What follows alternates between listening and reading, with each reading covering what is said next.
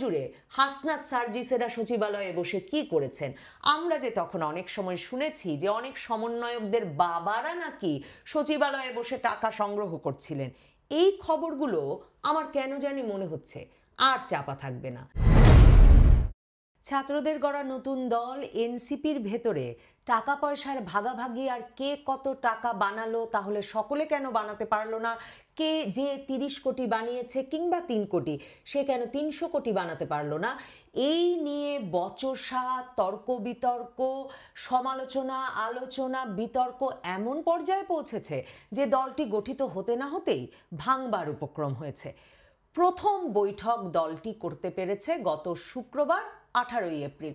ফেব্রুয়ারিতে দল গঠনের পর প্রায় 2 মাস বাদে এই দলীয় সভা অনুষ্ঠান করতে পারলো এনসিপি।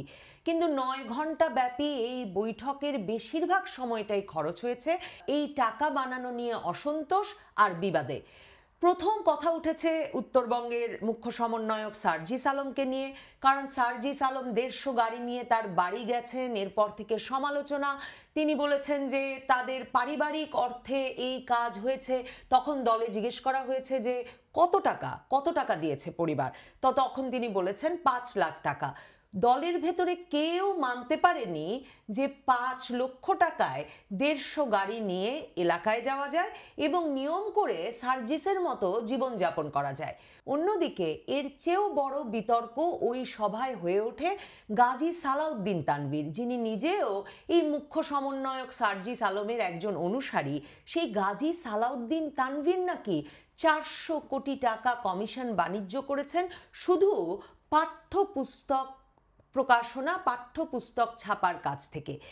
এই নিয়ে বিতর্ক তুঙ্গে ওঠে, কারণ গাজী সালাউদ্দিন তানভীর শুধু যে পাঠ্যপুস্তক ছাপার কাজে 400 কোটি টাকা বানিয়েছেন তাই নয়, তার বিরুদ্ধে ডিসি নিয়োগে সারা বাংলাদেশে পদায়নে টাকা তোলার অভিযোগও রয়েছে।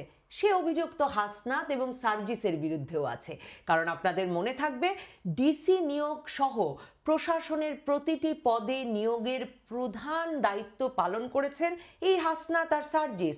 তারা তখন সচিবালয় দাপিয়ে বেড়াচ্ছেন।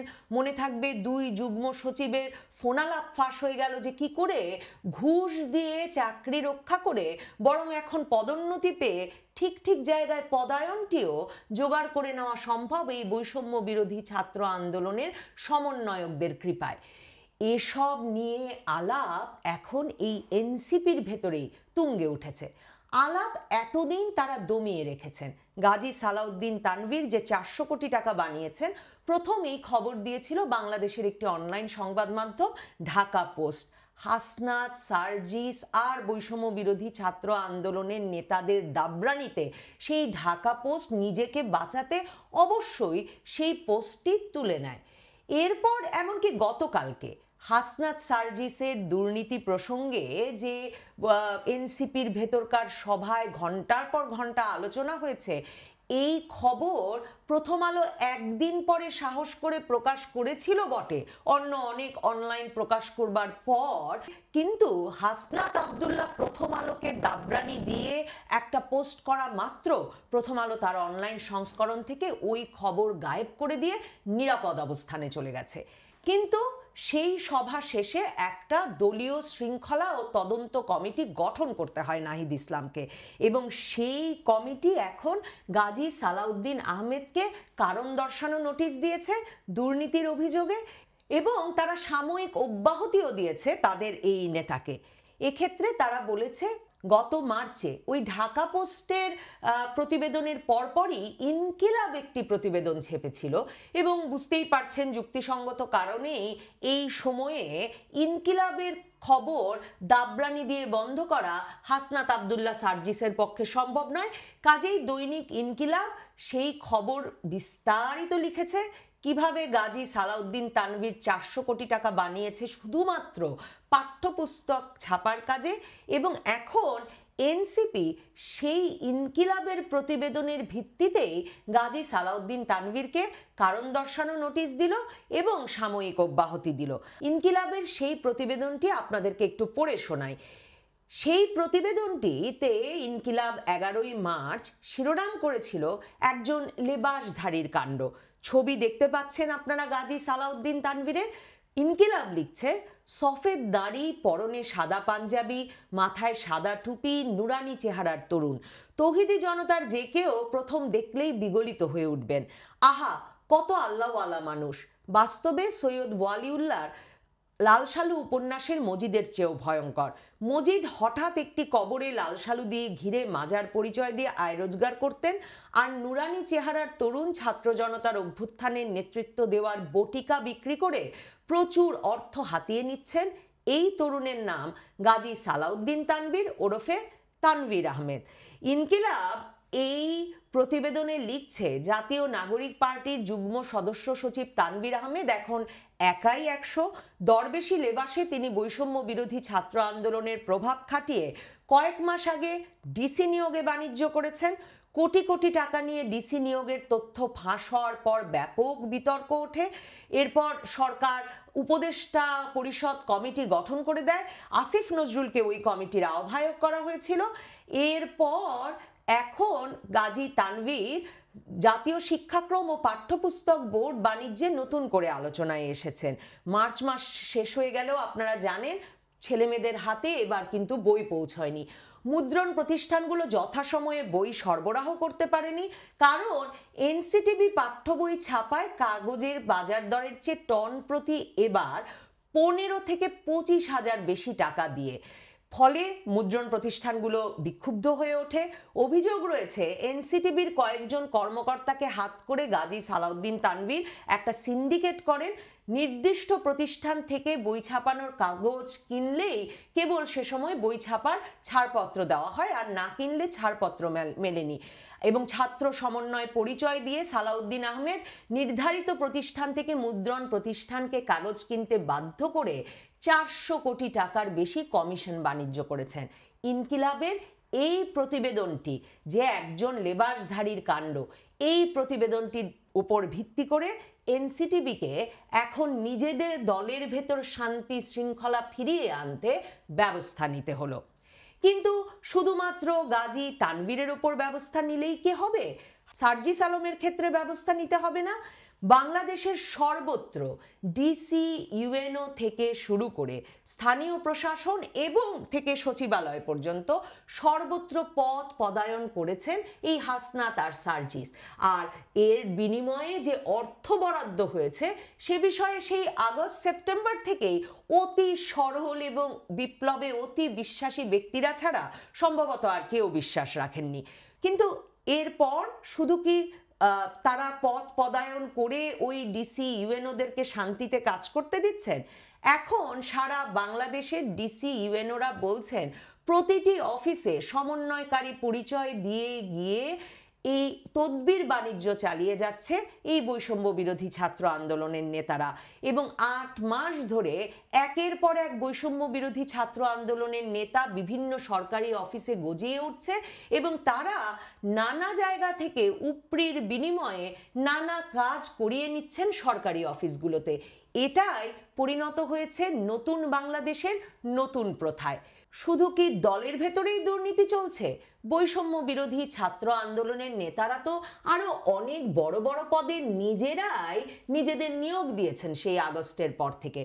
2 উপদেষ্টা, স্বাস্থ্য উপদেষ্টা নূরজাহান বেগমের এপিএস তুহিন ফারাবী এবং স্থানীয় সরকার মন্ত্রণালয়ের উপদেষ্টা আসিফ মাহমুদ সজীব ভুইয়ার এপিএস মোয়াজ্জেম হোসেন, যে দুজনকে এই আগস্টে দায়িত্ব দেওয়া হয়েছিল, তারা বৈষম্য বিরোধী ছাত্র আন্দোলনের নেতা সেই পরিচয়ে এই 2 জন এপিএসকে হঠাৎ করে গতকাল অব্যাহতি দেওয়া হয়েছে। সংবাদ মাধ্যমের খবর, ব্যাপক দুর্নীতির অভিযোগে এদের দুর্নীতি সামাল দিতে না পেরে শেষ পর্যন্ত এই 2 এপিএসকে অব্যাহতি দিয়ে সরকার কোনো মতে মান বাঁচাতে চাইছে। কি দুর্নীতি করেছেন তারা? কি ধরনের কাজ করছিলেন? কত শত কোটি টাকা বানিয়েছেন? এখন বৈষম্য বিরোধী ছাত্র আন্দোলনেরই সমর্থক গোষ্ঠী কিংবা অনুসারীদের কেউ কেউ ফেসবুক স্ট্যাটাস দিয়ে লিখছেন, আসিফ মাহমুদ সজীব ভুইয়ার এপিএস মোয়াজ্জেম হোসেন 8 মাসে 311 কোটি টাকা বানিয়েছেন, সুইজারল্যান্ডে বাড়ি কিনেছেন। তাহলে এই হিসাব না মিলিয়ে এনসিপি কি দলের ভেতরে ঐক্য ধরে রাখতে পারবে? কেউ 3 কোটি বানাবে, কেউ 30 কোটি বানাবে, কেউ 300 কোটি বানাবে। এই বৈষম্য তো সইবেন না বৈষম্য বিরোধী ছাত্র আন্দোলনের নেতারা। এবং প্রশ্ন তো থেকেই যায়, শুধুমাত্র দায়িত্ব থেকে অব্যাহতি দেওয়াই কি যথেষ্ট, নাকি সরকারি পদে থেকে দুর্নীতি করবার জন্য এই এপিএসদের বিরুদ্ধে ফৌজদারি তদন্ত দরকার ছিল, নাকি দরকার ছিল দুর্নীতি দমন কমিশনের তদন্ত? উপদেষ্টারা না জেনে, স্বাস্থ্য উপদেষ্টা জানতেন না, আসিফ মাহমুদ সজীব ভুইয়া জানতেন না, কিন্তু তাদের এপিএসেরা এত শত শত কোটি বানাতে পারলো। এবং ভাববার কি কোনো কারণ আছে যে স্বাস্থ্য উপদেষ্টা নূরজাহান বেগম আর স্থানীয় সরকার উপদেষ্টা আসিফ মাহমুদের 2 এপিএস শুধুমাত্র টাকা বানাচ্ছিলেন আর বাকি উপদেষ্টাদের এপিএসরা বসে আছেন?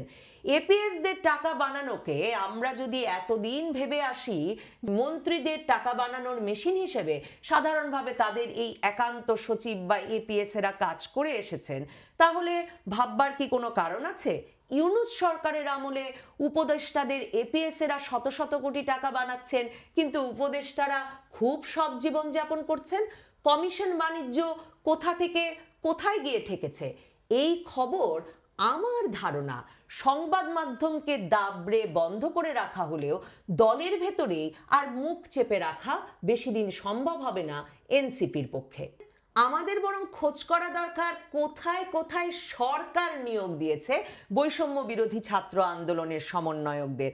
কোথাও কোথাও কোনো কোনো বিশ্ববিদ্যালয়ে এমনকি ফার্স্ট ক্লাস গেজেটেড অফিসারের পদ পেয়ে গেছেন কোনো কোনো ব্যক্তি বৈষম্য বিরোধী ছাত্র আন্দোলনের সমন্বয়কদের পৃষ্ঠপোষক পরিচয়েও। আর প্রতিটি মন্ত্রণালয়ে মনে রাখবেন, শুধুমাত্র উপদেষ্টাদের এপিএস পদ পেয়েছেন বৈষম্য বিরোধী ছাত্র আন্দোলনের নেতারা তাই কিন্তু নয়, প্রতিটি মন্ত্রণালয়ে তাদের জন্য পদ সৃষ্টি করা হয়েছে।